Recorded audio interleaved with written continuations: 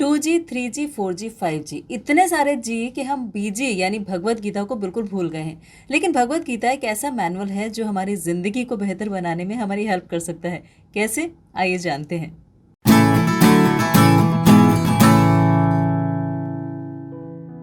जी हाँ, तो बात हो रही थी भगवत गीता की कि उससे हम कैसे टिप्स ले सकते हैं जिससे कि हमारी ज़िंदगी और बेहतर हो सके। और पिछली बार हमने बात की थी फेथ के बारे में। आज हम बात करते हैं रिलेशनशिप्स के बारे में, क्योंकि जब फेथ डेवलप होता है उसी से ही हमारी कोई भी रिलेशनशिप डेवलप होती है।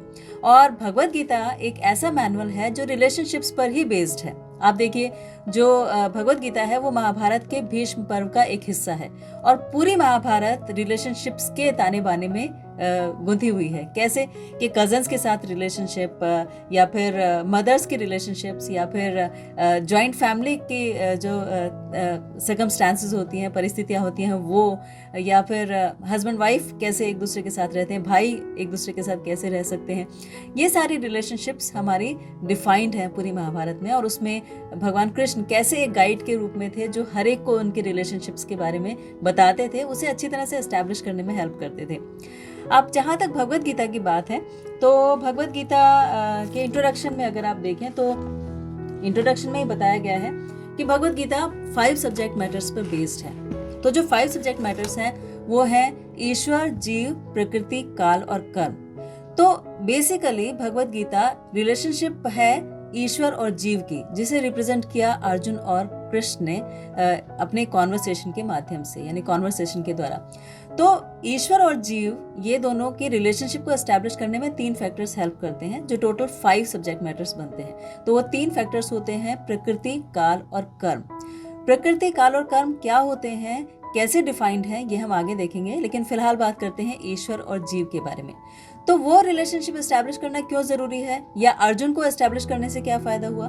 तो अर्जुन को ये फायदा हुआ था कि जब उन्हें अपनी रिलेशनशिप्स में क्लैरिटी आ गई तो वो अपनी ड्यूटीज को ज्यादा अच्छी तरह से कर पाए। तो ऐसे ही हम जब अपनी रिलेशनशिप्स को ठीक से डिफाइन कर लेते हैं तो हमारी प्रोफेशनल लाइफ और पर्सनल लाइफ दोनों और बेहतर हो सकती हैं, जैसे अर्जुन की हुई। और इससे अर्जुन की कैसे हुई, ये एक और क्वेश्चन है।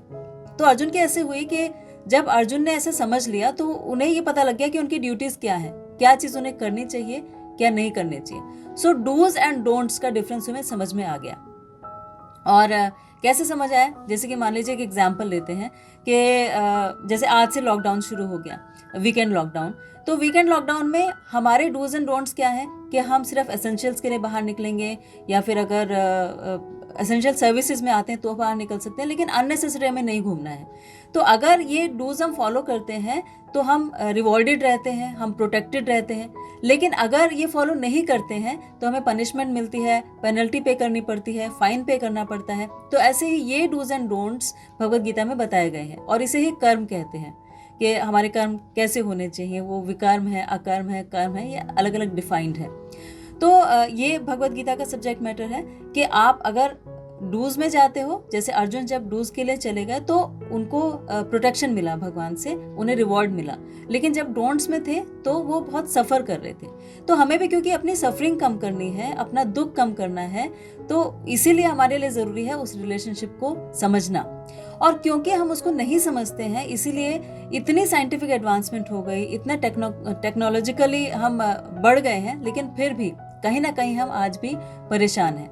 और हम उसके लिए ब्लेम गेम शुरू कर देते हैं कि इस वजह से मैं नहीं ठीक से ग्रो कर पा रहा, मेरी फैमिली अच्छी नहीं है, मेरी जॉब अच्छी नहीं है, मेरे जो सर्कमस्टांसेस है, परिस्थितियाँ वो अच्छी नहीं है, ऐसा हम सोचने लगते हैं। तो भगवत गीता ये सारे डाउट्स हमारे मन में से क्लियर करती है।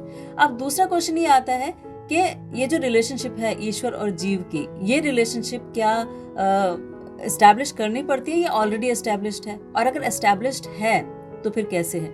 इसके बारे में हम नेक्स्ट वीडियो में बात करेंगे। आप फिलहाल ये सोचिएगा और इस बात को आंसर भी कीजिएगा कि भगवान की और अर्जुन की रिलेशनशिप कैसे थी और किस बात पर बेस्ड थी। ये आप कमेंट सेक्शन में लिखकर बताइएगा और फिर हम इसी बारे में आगे चर्चा करेंगे।